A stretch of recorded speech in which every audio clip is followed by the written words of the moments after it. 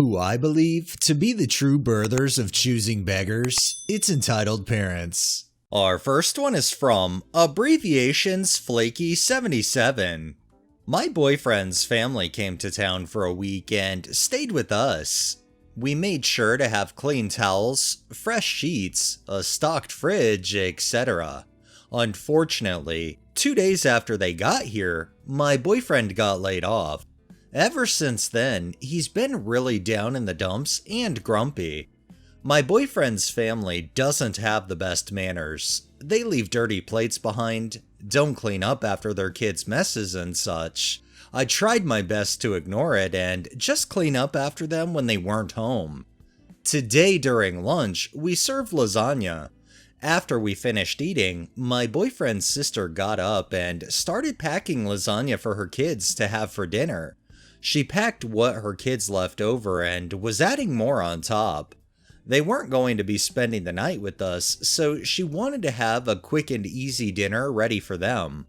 I told my boyfriend that if there wasn't enough lasagna left, that I can order him dinner and to not worry. My boyfriend got up and asked his sister how much she was taking because he wanted to make sure that him and I also have enough food for dinner. Again, he's been very stressed about money since getting laid off. She screamed at him, "How dare you deny food for my child?" and picked her things up and left. Everything escalated out of nowhere, and she packed her things and went to another rental. She felt like we were denying her child of food. I began crying and ran into my room because, unfortunately, I don't do well in these types of situations. I grew up around an emotionally abusive family and these events are really triggering for me. She told my boyfriend that she did not feel welcome and she felt like we were being rude to her. Am I at fault for making her feel unwelcome, or is she just an entitled parent? She said that I was super rude for making that initial comment in the first place, the one where I told my boyfriend not to worry if we don't have enough food left. Oh no, she's definitely an entitled parent because only an entitled parent would think it's okay to go into somebody else's home and then end up packing up the food that was prepared in said home to take home for themselves. This next one is by Lost Traveler 88. So my family keeps trying to invite themselves to my home. They have an obsession with seeing my home. My dad has gone as far to try to get my brother, who has come over once for about 10 minutes, to take photos of the house. I told him if he did take photos of my house, I would smash his phone. Here's why I won't have any of my family in my home. My home is my safe place. It is where I'm safe from my family's bullshit. My family is toxic. They're abusive, narcissistic, and entitled spoiled people who, if they don't get their way, they throw tantrums and whine worse than a child. My dad and my aunt, my mother's sister, are two of the worst offenders when it comes to other people's houses. They nitpick every little detail, from the paint color to the tiles in the bathroom. Their houses are not perfect, yet they have the audacity to nitpick other people's houses, and they'll blatantly just come out and say what's wrong. They also inspect how clean the house is, like running their fingers along a surface, and if they find dust or grim, it's well someone doesn't know how to clean. Yet there are cobwebs hanging from my aunt's roof and dust everywhere, and I cannot think of the last time my dad cleaned the house. So recently, my entitled aunt has been using my grandmother and the up-and-coming arrival of my child as an excuse to visit my home. She says that my grandmother wants to see the nursery. I said no.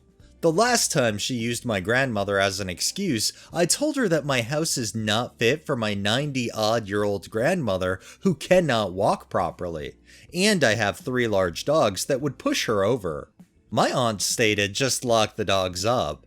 I'm not locking my dogs up for hours on end, especially in hot weather. To her asking if she and my grandmother could come see the nursery, she whined that it's not fair to keep my grandmother away from her great-grandchild's room.